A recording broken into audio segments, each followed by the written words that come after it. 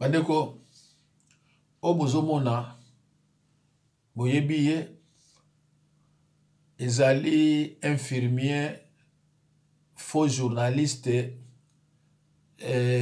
Israël Mutombo. Comme on est sur Chabwa, Wasogini, Nachamo Musika. Omoni et Binonyoso, c'est cinéma, Oyaza côté naïe, il fait la Yves Bouya.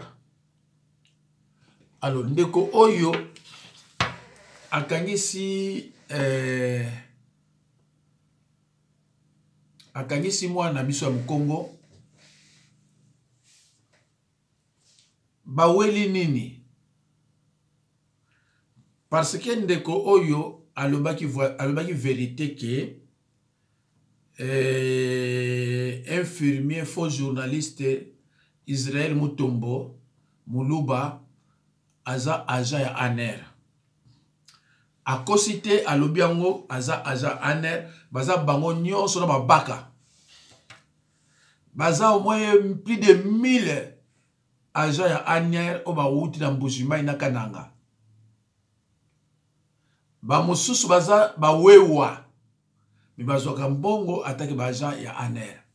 Momona baka ba tourna wana ba wewa tout ça mais baza ebele batu ya ANER.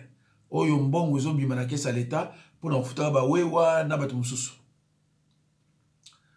Alors ndeko Yves Bouya a expliqué clairement que ndeko oyo azamuta ANER. Ye Israël Mutombo lokola aza Muluba amoni que eza madame te asali ke ba procéder na arrestation ya Yves Bouya. Yves Bouya za Mukongo na sommet kuna za na bato te. Baki bakangi. À cause de la vérité na état de droit oyo ya Chilombo. Na minute o na zolo banabino aza na prison. Le journaliste Israël Mutombo, invité d'urgence ce jeudi 2 juin au tribunal de paix de l'INPES, il est reproché au DG de Bossolo TV la violation du principe de solidarité après avoir conduit son confrère Yves Bouya à la prison de Makala. Et c'est malgré les conseils des aînés. Ndekolangai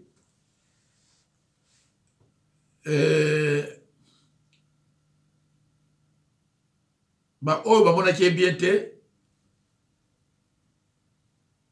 nakolakisa bino ye attaque sango yango. Frère Perrault, voilà là où le politicien peut demander pardon à son peuple. C'est que Moïse Katumbi doit nous dire et nous demander pardon. Peuple na kosaka bino kabila zala jidate. Na kosaka bino kabila zala incarnation du mal. Parce qu'on a réparé. Ou soit reconnaître qu'effectivement zalaka yango. Pas de réconciliation sans réparation. Politicien tant bozo baka makamboyo. Boye bake bozo bebi sa même éducation ya bana. Kabila incarnation du mal. Il a tué à Beni. Il a fait ceci. Ce n'est pas moi, c'est Katumbi qui l'a dit. En 2018, il a trahi la constitution congolaise. Il a trahi le peuple congolais. Il a tué à l'est du Congo, à Beni et dans le 2 Kasaï, l'insécurité qui règne aujourd'hui. Moi, je ne voulais pas rester avec l'incarnation du mal. Maintenant qu'il s'est réconcilié avec son frère, qu'est-ce qui va se passer? Il faut réparer. Il s'est réconcilié. Il s'est réconcilié avec son frère, mais Katumbi n'a aucun goût du sang congolais. Alors si il s'est réconcilié avec son frère, donc les deux sont des étrangers, c'est clair et net. Alors pourquoi il va au Kangayote? Pourquoi il va au Kangayote? Comment vous avez dit mais pourquoi il va au Kangayote? Parce que Ndengo Lobiango n'a pas tout raisonnable. Donc, on lobby indirectement que Kabila pèse étranger. Parce que c'est le monsieur cité tata na ye aza sui grec israélien italien maman na Itukatumbi une zambienne moi si na ye burundaise donc na bana na Katumbi na maman na ye na papa na ye aucun goût de sang congolais. Alors si ko bino baluba boza ko lekisa bino ba Congo so bozo kangai botalaka oyo baluba bazo sala bino botalaka oyo baluba bazo sala biso na Matadi na Mwanda na Boma na Luozi na Kinanga Malozi na Yunga baza plein basi ba tonda kuna comme s'ils étaient chez eux. Lelo yo journaliste yo infirmier faux journaliste il a souffert na Mbujimai. Soki Kinshasa tembo kaba Congo de lelo kutu boye biete. Mais na Mbujimai kuna yemo kwa lobaki asanse les ate passe eza kuna mapa balia ke uta na ba Congo. Pondu balia ke uta kana na Kinanga Malozi. Pondu ba baliaka. Donc ndenga zawana azo sepela ninga kuma na Kinshasa. Tango azale c'est un villageois. Tango azale na mboka kuna. Abana ko banga so Kinshasa. Aye lelo na Kinshasa. Akomi muto aner. Comme tout mon ba alimentaire, azulimino elamba atie sango. Aye bi azana notion ya Bible ta mokote. Mbala moko sango ali confusion koti. Et bâtiment so effectivement que ça sango alors que aza fouteur de merde. Bandeko soko ozam Congo ozu vidéo oyo tinda yango tola musaba Congo malembe tolobaki yango ba Congo pa bino bozali na Congo central il faut bolongola IDPS kuna IDPS za baluba IDPS za ba Congolais te IDPS za baluba so bomoni mutateli kaba IDPS kuna bolongola libaya wana to bosale mabe IDPS eza ya baluba IDPS eza ba Congo te donc raison moko IDPS ko vanda na ba Congo zate tala au moins na biso Yves Buya amutando na minute oyo na soba na bino aza na prison asali nini kaka po akeko toucher l'intouchable alors mais non yo ça aner effectivement ça aner à cause de cette vérité notre fils se retrouve en prison. On ne sait pas si en détention ou alors il est déjà condamné. Tu éviter soit on attaque présumé ou bien condamné.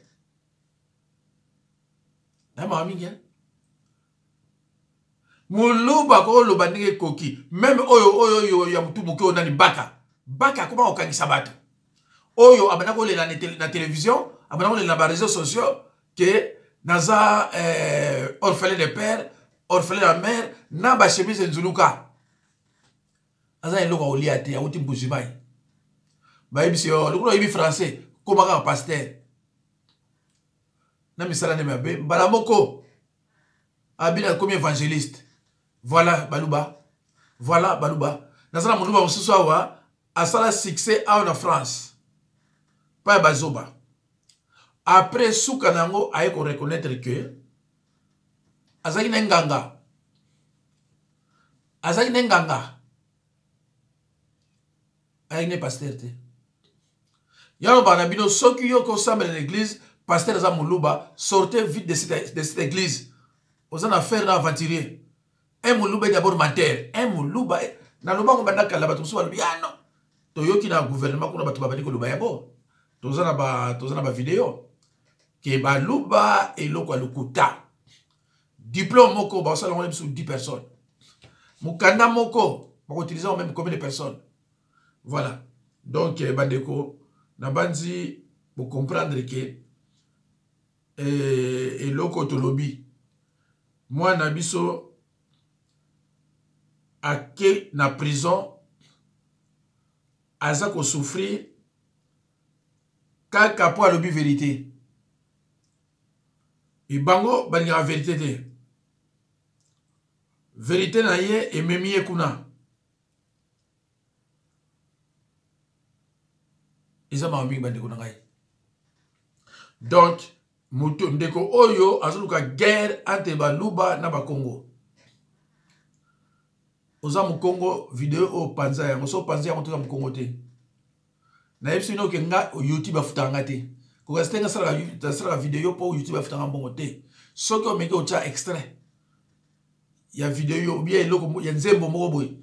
So ça dit à 30 secondes ba futo souste.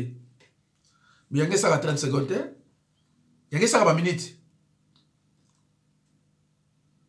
Bandeko Ezamawa Pemawa Tolanda. Le génocide, il y en a eu 4. Il y a eu 4 génocides. Le premier génocide, c'est celui des Tutsis contre les Hutus, depuis 1990. Quand le président Mobutu venait dire à Bialimana, c'était le début du premier génocide, des Tutsis contre les Hutus. Le deuxième génocide commence dans la nuit du 6 avril 1984, quand l'avion du président Abiyalimana est abattu avec à son bord un autre président Hutu, le Burundais Cyprien Ntaryamira. Et le président Mobutu a failli être le 3e président dans l'avion. Donc pour la première fois dans l'histoire de l'humanité, 2 chefs d'État meurent au cours d'un même attentat. Ça ne s'est jamais fait nulle part au monde. Ntaryamira, le Hutu burundais, et Juvenal Abiyalimana, le Hutu rwandais, sont tués dans le même avion vers 20h15 en provenance d'Arusha, où ils venaient justement de signer les accords de paix. J'ouvre ici une parenthèse. Un tout qui s'appelle Léon Sundarubaguié m'a dit ceci: mon cher Kwebe, j'apprends que vous êtes un grand journaliste ici. Je vous ai suivi à la télé et à la radio. Effectivement, vous êtes un grand journaliste. Mais pour ce qui est de la crise qui se déroule chez nous au Kivu, vous ne connaissez rien. Excusez-moi de vous dire la vérité. J'étais un peu choqué, évidemment. Il dit, vous ne savez rien. Je dis, pourquoi? Il dit, mais vous ne savez pas qui nous sommes, nous les Tutsis. Vous ne nous connaissez pas. Vous ne savez pas à quel point nous vous détestons. Vous ne savez pas à quel point nous vous haïssons. Vous n'avez aucune idée. Même avec la meilleure des imaginations, vous ne parviendrez jamais à mesurer la haine qu'on vous porte à vous. Voyez?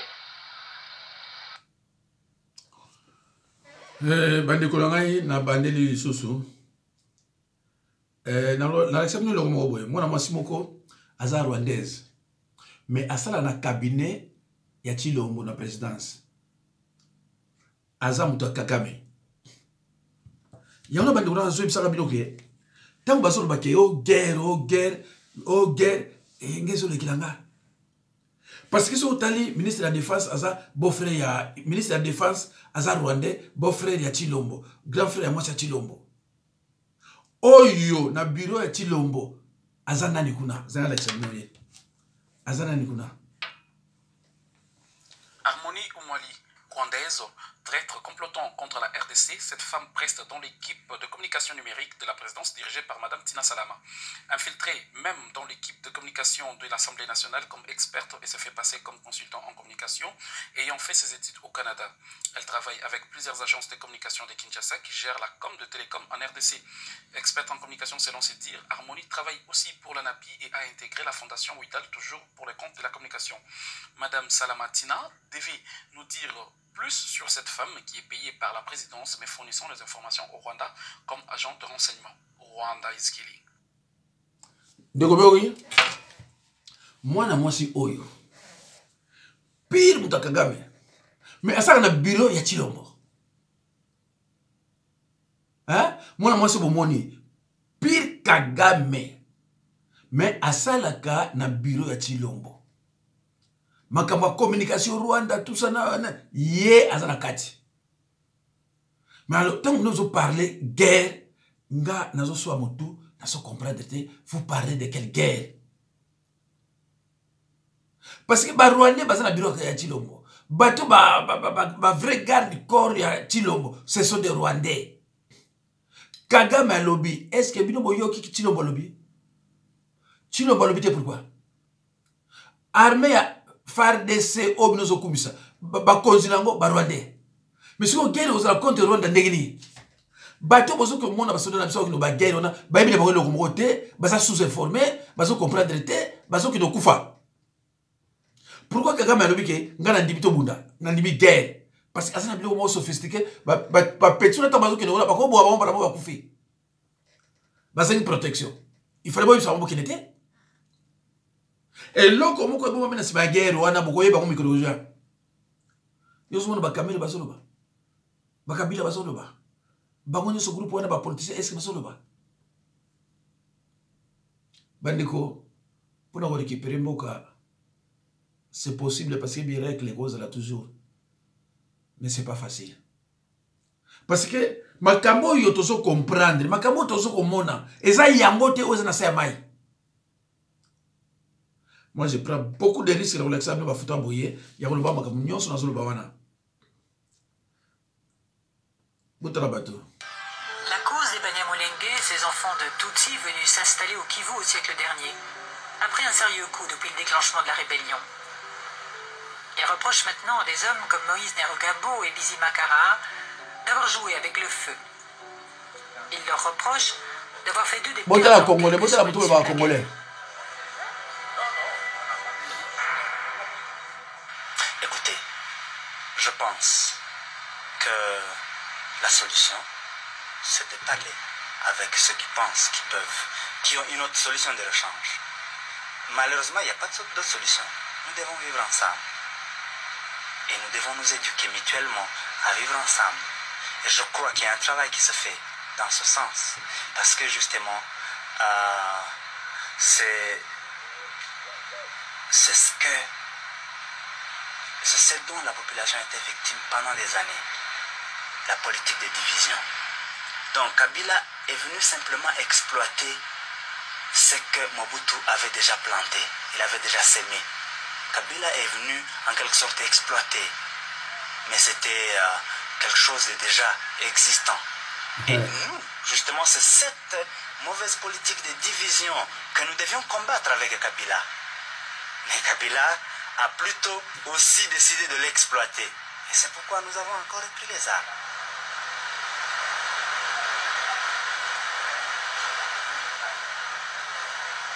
Si on ne trouve pas des solutions durables, les enfants des Banyamulenge vont se battre dans 3 ans. Leurs petits-enfants vont se battre dans 50 ans. Il n'y aura pas de solution sur cette question des Banyamulenge, ni pour les Banyamulenge, ni pour les autres tribus et peuplades du Congo, sans un débat national clair sur cette question-là. La rébellion se voyait... Ndeko na ngai tozo luka Chilombo aloba abi oloba na été. Ils étaient nombreux, les Tutsis, à venir de 3 coins de la province du Nord Kivu pour participer aux élections de la mutualité de leur communauté. D'abord, les élections territoriales, notamment un secrétaire exécutif et son équipe pour le Massissi, le Nyiragongo et les Rutshuru. Après quoi, ceux-ci ont procédé à leur tour à voter le comité provincial de la mutualité de la communauté Tutsi. Au poste du secrétaire exécutif provincial, David Karambi a énormément emporté sur Kamandi Emmanuel par 19 voix contre 8. Kamandi Emmanuel Ronini a obtenu 8 voix sur 27. Karambi David a obtenu 19 voix. Rassembler et rendre utile la communauté Tutsi aux autres communautés de la province, telle est désormais la bataille de David Karambi. Ouais, notre communauté était désordonnée depuis une dizaine d'années. Et aujourd'hui, nous avons une communauté. Nous allons nous organiser de manière à rassembler tous les fils et filles de notre communauté ici au Nord Kivu afin que nous conjuguons les efforts de commun accord et que l'on soit utile à nos frères et sœurs des autres communautés, ce qui constitue un service pour la nation. Côté Barza intercommunautaire, par les biais de son premier vice-président Kambale Joseph, rien n'est plus apaisant que de voir la communauté Tutsi de nouveau unifiée. Nous sommes d'abord très heureux au Baraza de constater qu'au jour d'aujourd'hui, Parce qu'en effet, il y a presque 6 mois, il y avait 2 comités parallèles. Et voilà que les initiés de la communauté ont compris que... Alors, Bandeko, Owane Souzolanda, Eza Batusi, Barwande, Nakati, Yamboka Nabiso. Basi Bafanda, Basi Babota Banakuna, Basa Ba élection. Alors, ce que Bino Mozo Luka,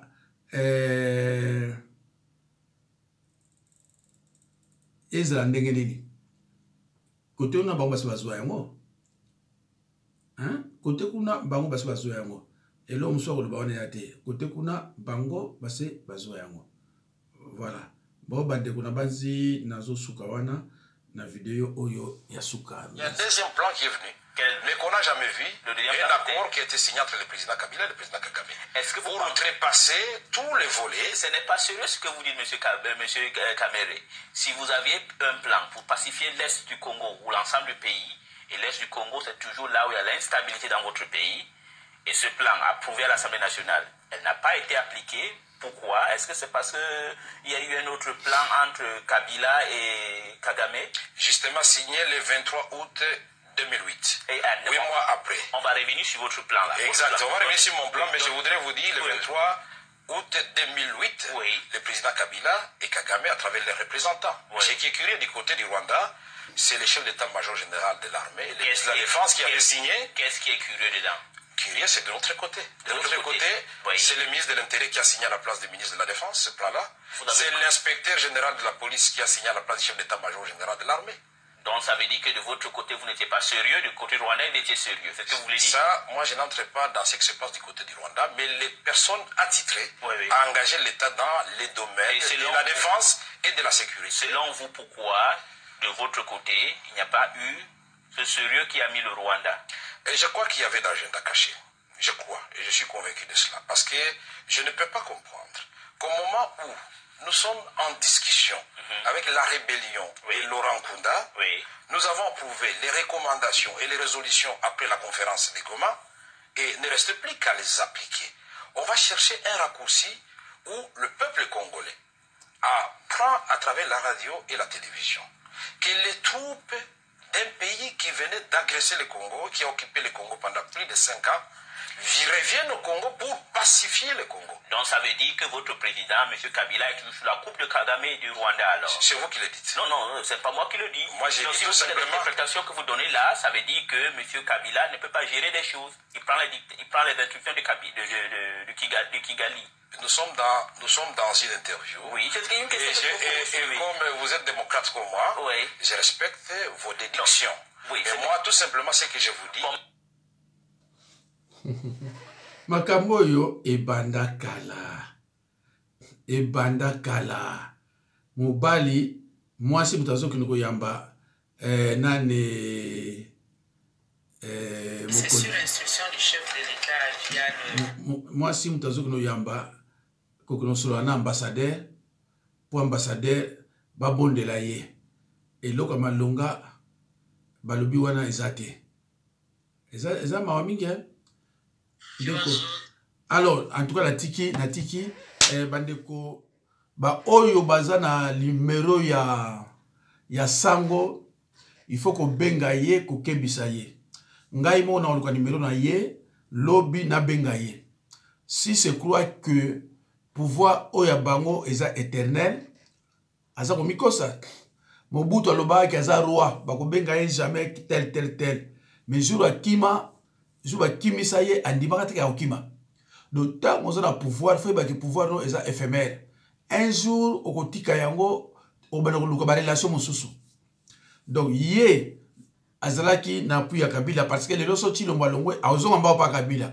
Yango na so moni ba ya makambo ya zoloba azozala contre nani Katumbi ayebi déjà que les loso ke baby akozonga epai ya Kabila. Donc baza batu o baza pona Congo te, baza batu o baza pona ben terrain na bango personnel. Donc Muluba nakin ako benda yo bakangi ba tino na prison. Alors que bango mutu ba ko finga Mobutu mingi, bango pe mutu afinga Kabila mingi, bango mutu ba lubito za l'état de droit. Mais un état de droit, la liberté d'expression doit être respectée.